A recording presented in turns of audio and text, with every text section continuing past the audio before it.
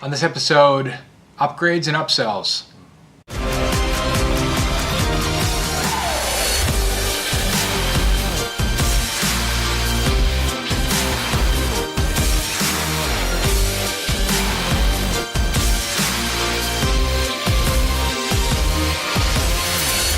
Hey everyone, this is the quarter show, and something I wanted to cover for the last couple of days, I wrote a note here, is I want to talk about upgrades and upsells.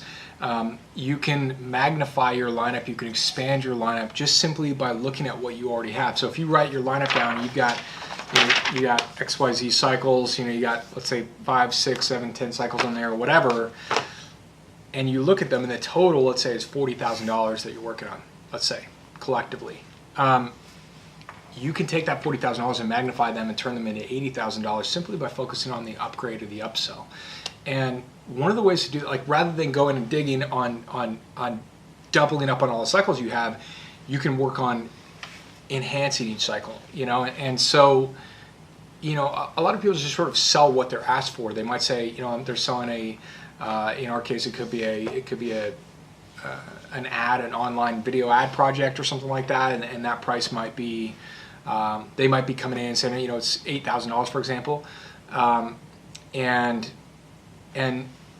so you can settle at 8,000, be like, okay, well, it's 8,000, and here's a proposal, and here's what we're going to do, and we're going to put it together. Or you can make a strong recommendation and kind of create what they really want, don't just sell what they need, right? Sell what they want, and if you focus on selling what they really want, and you actually focus on solving a problem, then it ends up being bigger. And one thing, Ben's been doing a good job at this recently is, the prospect that his client might say, hey, we need two video projects for, an event that's coming up, for example. And, he comes back and just says, look, the problem, absolutely, listen, here's a proposal. Why don't we do 5? Or actually 6 in this case. He's like, why don't we do 6? This covers everything you need. You can lock in this rate. It's package pricing, da-da-da.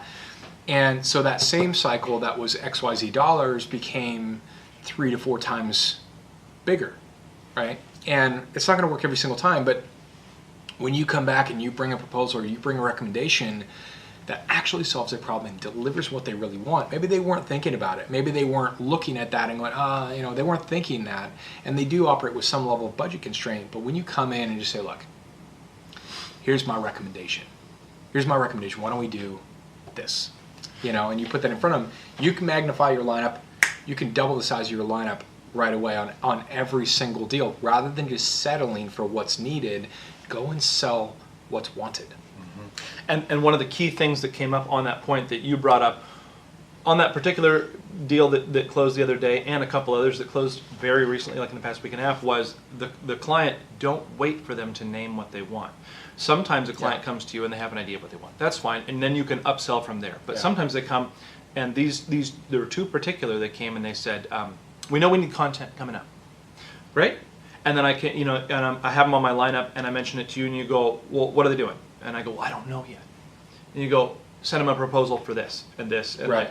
And I was like, oh yeah, obviously I'm not going to sit back and wait and, okay, well, I'll sit here and I'll just I'll put a number down once they tell me, and instead I just went, here you go, and then immediately I said, do 5, and the person came back and said, we need 2, but yeah, I mean, we could use more over the next few months, and I'm like, cool, do 9. I was just like, great. Why don't we do this? And then the proposal ended up being 6. Yeah, it did 6. Initially it was 2, and then they came in and ended up doing 6 projects as a package deal and all this kind of stuff. But the bottom line, it went from I don't know what they want. It went from not sure to 2 to now 6, and you can put that in front of people, and you can apply this to many different things in life, and whatever you're selling, you can think about it. It's like, upsells are really important. You look at the Apple store, it's like you buy an iPhone or whatever, and next thing you know, you're walking out with, you got a case, you got, an extra cord, or you got some other things or whatever. Because think about what you would do, right? I went in and got my watch the other day, and the awesome product, awesome store, great customer service, but She didn't like. I got the white band. I was like, I want the white band instead of the gray one it comes with. Now, what she should have done is taken me to the display case and sold me 3 bands right there, because I'd have bought 3 bands like that. 100%. Now I'm having to go back and I'm having to go to the website and buy the bands. Yeah. So she definitely missed the upsell, because $100, $150 right there she could have made. No problem. And yeah. you've got to think about how you spend, because you might be the same way. And if you think about that, so is your prospect. They're It's the same right there, way. and the They're bands like, are- we do have all this budget. We do want to spend this extra. Yeah. Why don't we just give it to you now? Yeah, the bands are $50 to $100, Yeah. or $150 more. Yeah. It could have easily been another $300 in a sale. Could have been. But anyway, so it's interesting. It's like you don't have to just dig for more cycles. You can also dig for the cycles that you do have. One of my cycles I'm looking at right now was actually, it started off as it was a $35,000 cycle, and another rep was working on it. I took it over, and then it became a $55,000, $54,000 cycle, something like this. I thought that started at 16. I thought it started. I think it was lower, but it was like You like tripled it or something.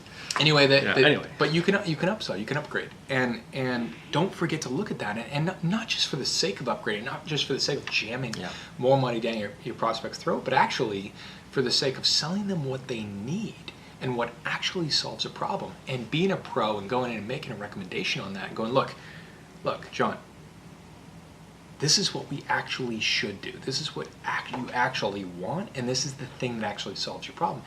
It so happens it's this dollar figure, but if we package it up, we do this rate or whatever, but this is what I recommend. So I'm sending you a proposal for that, and that's what we did on the one that he closed 6. He put an option for 9 and 6, even though she asked for 2.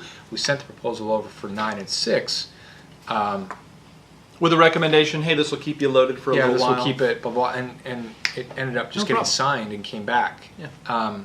Even though we never discussed it, really. No, not exactly. We just recommended, put the proposal, and put it there, and it came back signed. Yeah.